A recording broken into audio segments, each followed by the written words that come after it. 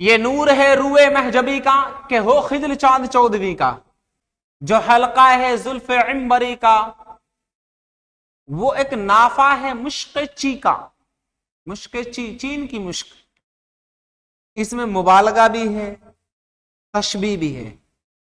کئی بار کیا ہوتا ہے ایک ہی شعر کے اندر دو النکار ہوتے ہیں، جیسے ہندی میں اتشیوکتی النکار بھی آ گیا، سلیش النکار بھی آ گیا، روپک یمک النکار بھی آ گیا، اپما النکار بھی آ گیا۔ تو اس میں اپما النکار بھی اتشیوکتی النکار بھی ہے ان ہندی، ٹھیک ہے۔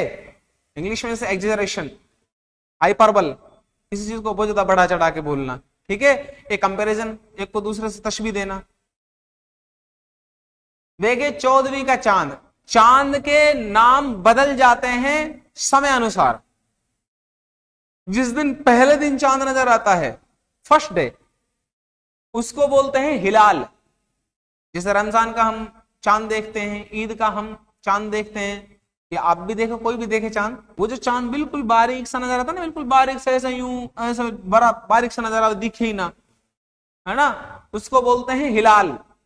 کامن چاند کو بولتے ہیں قمر عربی میں، اور جو 14ویں کا چاند سب سے چمکدار ہو جس کو ہندی میں بولتے ہیں پورنیما کا چاند، پوری رات چمکتا ہے جو، اس کو بولتے ہیں بدر۔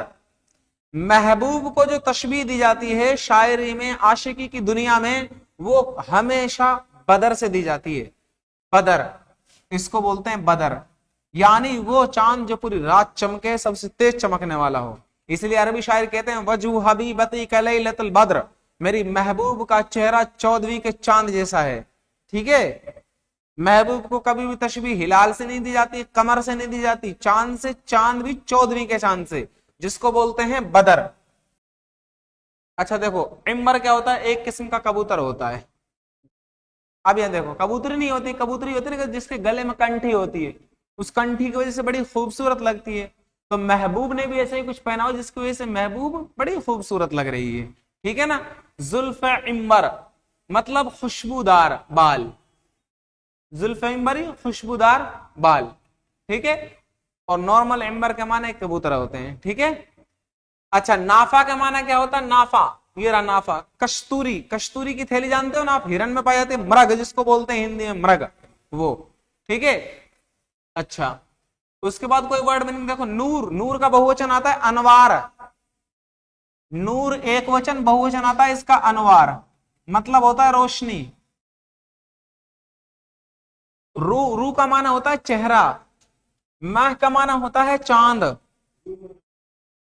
وہ روح ہوتا ہے، اس روح کا معنی ہوتا ہے آتما، اور اس روح کا معنی ہوتا ہے چہرہ۔ روح اس کا بہوچن آتا ہے ارواح، مطلب ہوتا ہے آتما، civil in English we can say civil, اور یہ ہے روح معنی چہرہ، رو برو ہونا، فیس ٹو فیس ہونا، ٹھیک ہے۔ اچھا جبی، جبی بولتے ہیں پیشانی کو، اس پیشانی کو بولتے ہیں جبی۔ خجل کا معنی ہوتا ہے شرمندہ ہونا، ہاں خجل کا معنی شرمندہ ہونا، یہ میں نے ویسے ہی لکھ دیے تھے، باقی ورڈ میں تو سب اپنے کو پتا ہے ہی، ہے نا۔ تو شاعر یہاں پر کیا کہہ رہے ہیں؟ یہ نور ہے روئے محجبی کا کہ ہوئے خجل چاند 14ویں کا، یہ جو آپ کو نور نظر آ رہا ہے نا، یہ روشنی نظر آ رہی ہے، یہ میرے محبوب کی پیشانی کی روشنی ہے، پوری دنیا میں جو آپ کو دکھائی دے رہی ہے۔ میری محبوب کی پیشانی اتنی درخشندہ ہے، اتنی چمکدار ہے، اتنی روشن ہے کہ میرے محبوب کی خوبصورتی کو دیکھ کر 14ویں کا چاند بھی شرمندہ ہو گیا کہ میں دنیا میں کیوں نکل رہا ہوں، نیچے پہلے سے چاند موجود ہے۔ تو میں نے آپ کو ایک شعر سنایا تھا نا وہ والا، کہ کتنا خوبصورت چہرہ ہے تمہارا، کتنا خوبصورت چہرہ ہے تمہارا، یہ دل تو بس دیوانہ ہے تمہارا، لوگ کہتے ہیں چاند کا ٹکڑا تمہیں، پر میں کہتا ہوں چاند بھی ٹکڑا ہے تمہارا۔ تو یہ یہاں فٹ بیٹھتا ہے۔ شاعر کیا کہہ رہا ہے کہ دنیا کے اندر روشنی چاند کی وجہ سے نہیں ہے، میرے محبوب کی پیشانی کی وجہ سے۔ اللہ رحم کرے۔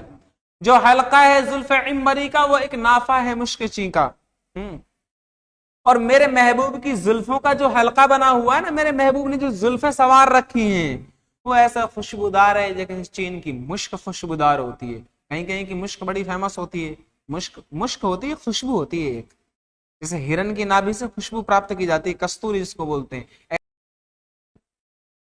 تم بھی تشبیہ دیتے ہو اپنے محبوبوں کو ایسے ہی؟ نہیں دیتے؟ محبوبی کون ہے؟ محبوبی کون ہے؟ ارے